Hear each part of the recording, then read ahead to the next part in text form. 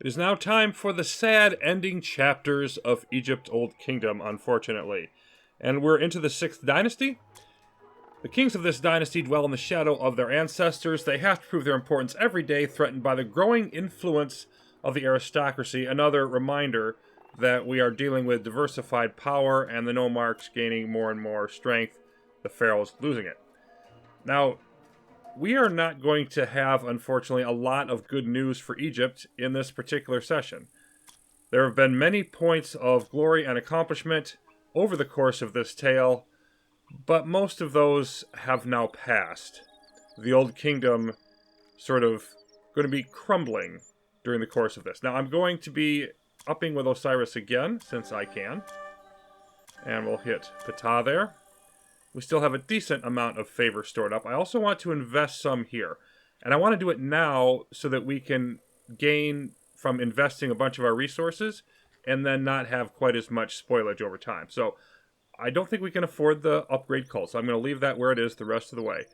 But what I am going to do is boost the regions a couple times so we can get a little bit better decentralization, a little bit better tax collection. And I think that's where I'm going to leave that. And then I want to upgrade farmsteads by investing a bunch of our production. And I'm going to do this actually a couple more times than we can afford here. But that will become necessary later on, I do believe. So now we need to get to the task of building our tombs. And first up, we have the tomb for Teti, who, according to Manetho, was assassinated by his own vizier. Now, Manetho was wrong about a good number of things, and in fact, we think he was wrong about the length of Teti's reign. Modern scholarship's going to put it at about a dozen years. But there is evidence to support this. Several of the officials under Teti, who had an extravagant number of guards and other palace officials, had their names chiseled off in tomb inscriptions. The idea is that this is a form of damnatio memoriae, that they were trying to just blot out their existence. So if there was a plot against Teti and he was killed, that would very much fit with that. And I think it's probably worth supporting overall.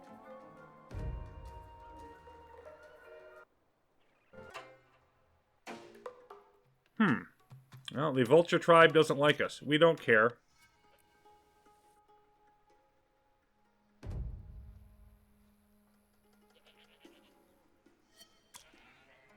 And I don't think we are going to want you here anymore. Perhaps we'll slide you up this way, where we'll get a little bit more overall resources. Upgrade with Seeker. And we should be able to slide right through the bulk of the Sixth Dynasty here fairly quickly. So there is our tomb to Teti.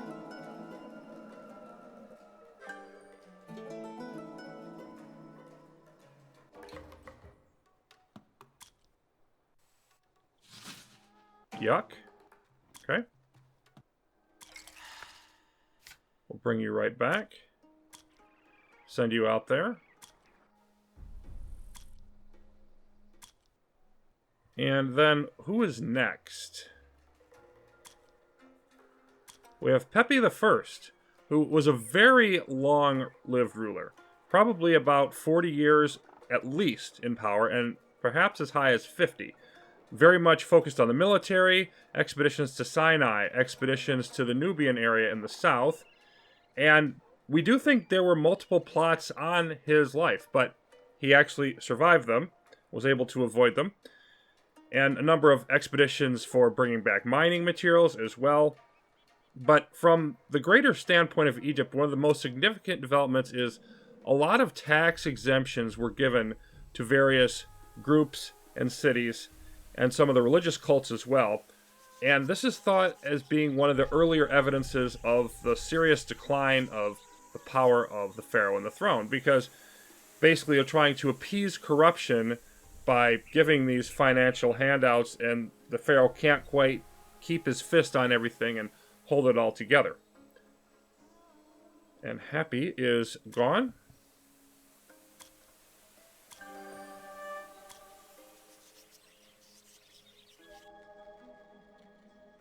I think that's all we want for the time being.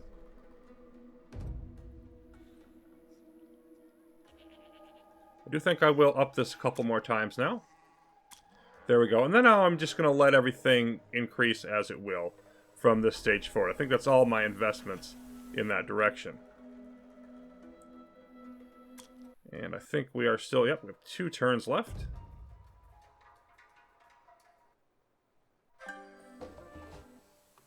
Okay.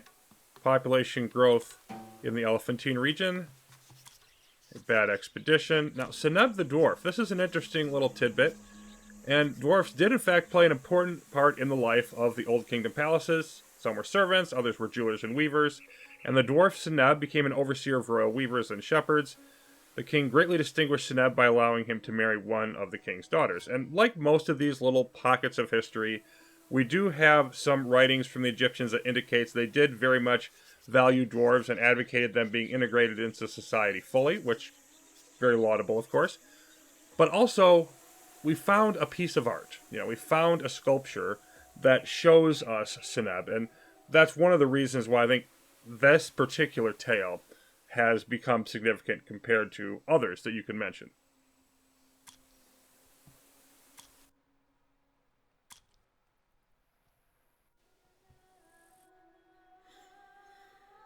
And I think we can just keep right on rolling.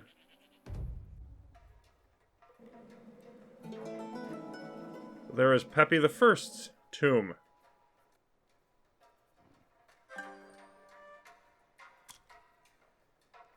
Its shape is perfect and grants it the name Endurance and Beauty of Pepi, later called Mennefer in ancient Egyptian, and that becomes the Greek name of Memphis.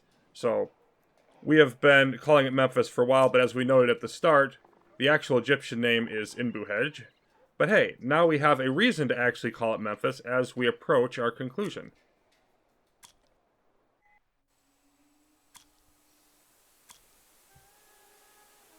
And yeah, I don't think I have enough to go back up there. Let's just hit Ptah normally.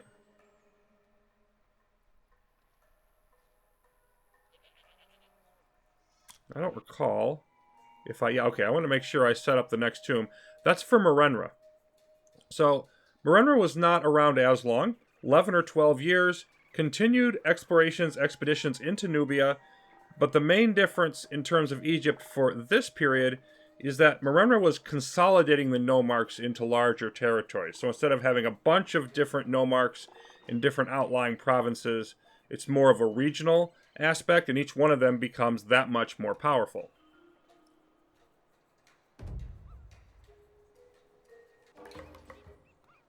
And population has now gone over 2 million, so we continue to grow and grow and grow. A population of unprecedented size.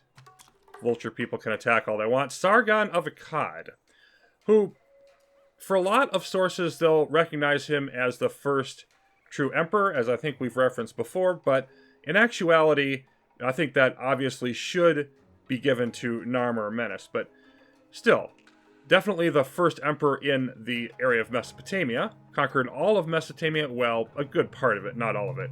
Founded his capital in the city of Akkad, standardized weights and measures for trade, built roads and channels, and honored the gods with many a sacrifice.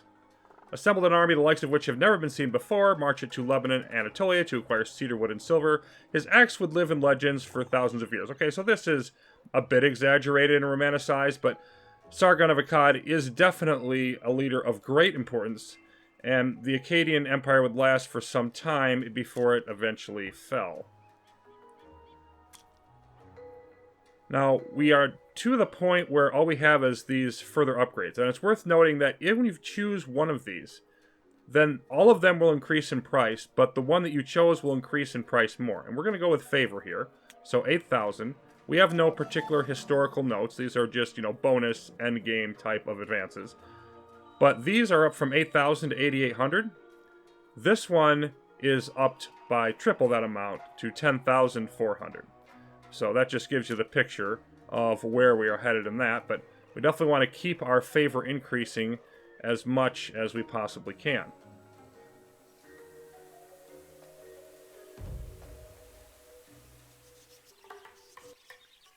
Pepi II comes to power. Well, not quite yet. We're still working on the tomb of Merenra, but whatever.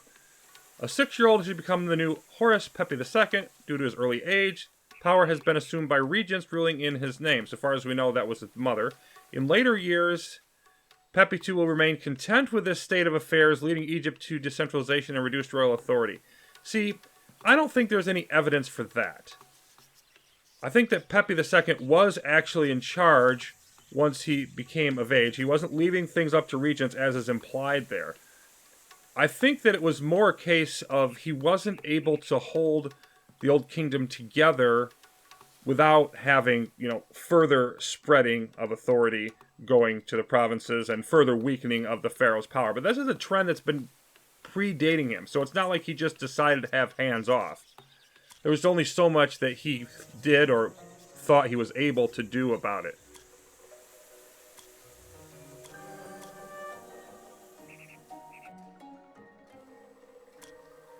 And I think we are about to wrap up Merenra's tomb.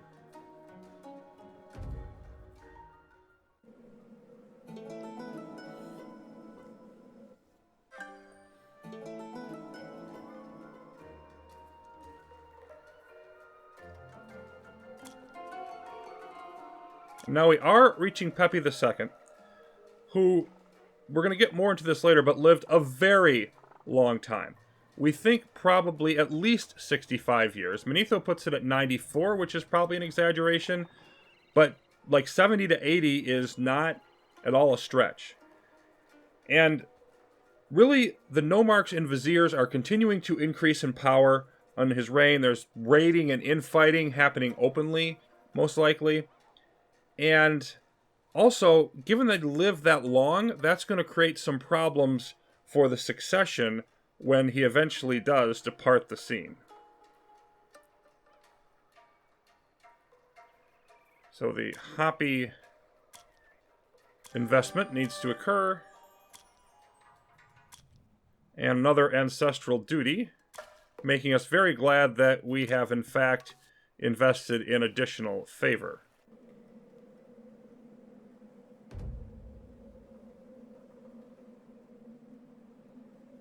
And a whole lot of nothing going on, so we will just continue.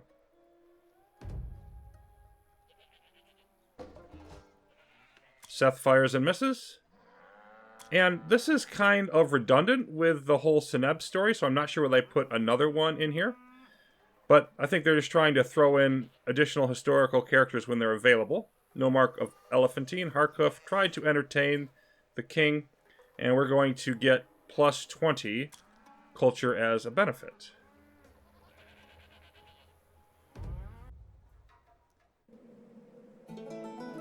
And there is our tomb to Pepi II, who is still very much around, but we get our plus 80 favor bonus, and we have completed our tasks for the Sixth Dynasty, which still has several turns remaining.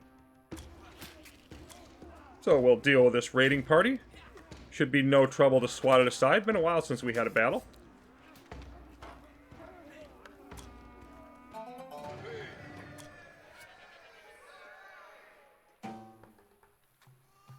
And this doesn't look good. Desiccation. A drought is approaching, but Horus still has the situation under control. Yeah, I'm sure. -3 food every turn. Not a big deal. We can absorb that.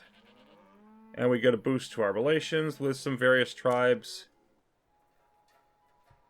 And we have come up against Ptah. And look at how high our favor is.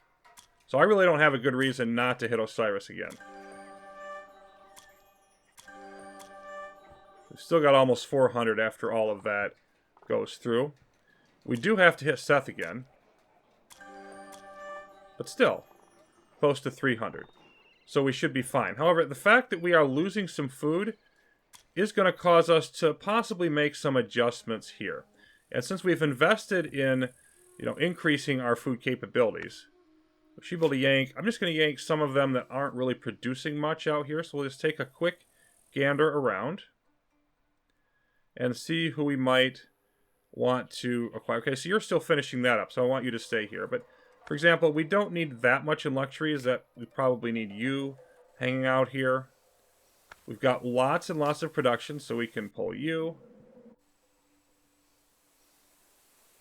Anybody else that I'm particularly getting sick of? I could yank you out of here. I think I'll do that also. So what I'm going to do is just have all of you come down here into Memphis. And we are going to scatter you about, growing more food, and trying to keep that in the positive.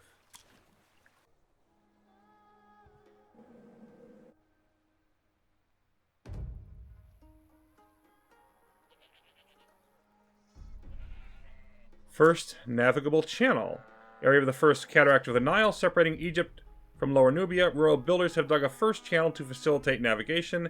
Henceforth, warriors of the king will have an easier time controlling areas of Lower Nubia, and so too will sailors with barges full of stone blocks for construction of a royal residence. This is another one of those aspects that if there's anybody that knows a significant amount about this period in history, I'd be interested in your comments letting me know about it. Wasn't able to find much information there. But we will take our plus 5% trade income and be happy for it. And our new trial, which looks like it's going to need food, more food, production, luxuries, and favor. In other words, almost everything except for a military solution is viable. That's going to commence in 5 turns.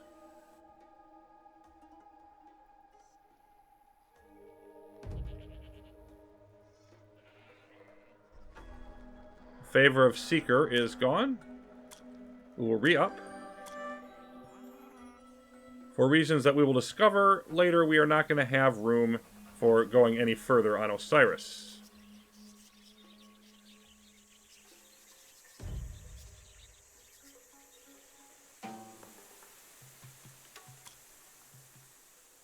Failed 1 expedition. Succeeded in luxuries, however. Over 600 production, over 600 luxuries. I'm really quite happy with that. Blessing of Happy goes down. And comes back up.